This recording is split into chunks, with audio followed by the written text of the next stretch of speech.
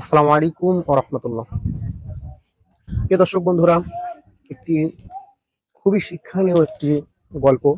সেটা হচ্ছে, একজন আল্লাহর ওলি একদিন কুকুরকে একটি প্রশ্ন করলো যে, তোর ৩টা অভ্যাস খুবই খারাপ। তখন কুকুরটি খুব অবাক হয়ে বলল যে, আমার কি কি ৩টা অভ্যাস খুব খারাপ? তখন সে আল্লাহর ওলি কুকুরটিকে বলল, তুই জমিনে পেশাব না করে দেওয়ালে পেশাব করিস। ২ নম্বর, তুই ফকির দেখলে ঘেউ ঘেউ করে চিৎকার করিস।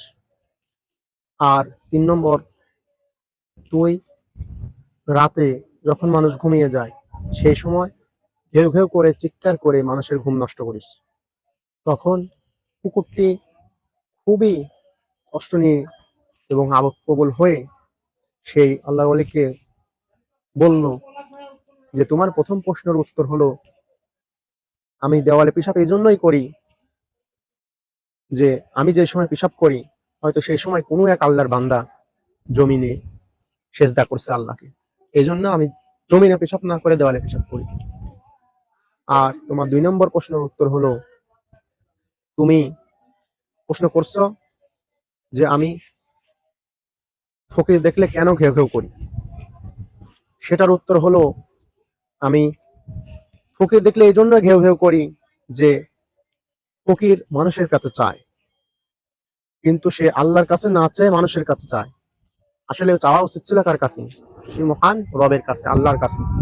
এই জন্য আমি ঘেউ ঘেউ করে তাকে চিৎকার করে বলি, আসলে তোর চাওয়ার দরকার ছিল কার কাছে, আর তুই চাচ্ছিস কার কাছে? আর তোমার ৩ নম্বর প্রশ্নের উত্তর হলো, আমি রাত্রেবেলা এই জন্যই চিৎকার করি যে মানুষ সারাদিন গুনাহ করে, সারাদিন গুনাহ করার পরে রাত্রে কিভাবে নিশ্চিন্তায় কিভাবে সে ঘুমায়।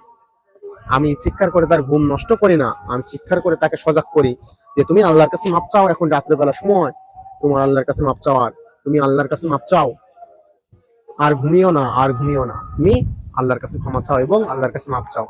এই জন্য আমি রাত্রেবেলা ঘেউ ঘেউ করি। তো তখন আল্লাহর ওলিটি এই জবাবটি শুনে আল্লাহ শুকরিয়া আদায় করছে, আলহামদুলিল্লাহ, আলহামদুলিল্লাহ, সুবহানাল্লাহ, সুবহানাল্লাহ। আল্লাহ তুমি মহান, তোমার মহানত্ব এত বড়, সেটা হয়তো আমার জ্ঞানের মধ্যে কমতি ছিল, আজকে আমার এই জ্ঞানটুকু পরিপূর্ণ হয়ে গেল। আসলে আমরা যেটা ভাবি সেটা হয় না কখনো, আসলে যেটা ভাবি না সেটাই হয়। আল্লাহ তাআলা মহানত্ব অনেক বড়। যাই হোক দর্শক বন্ধুরা, এই ভিডিও থেকে হয়তো অনেক কিছু শিক্ষার আছে।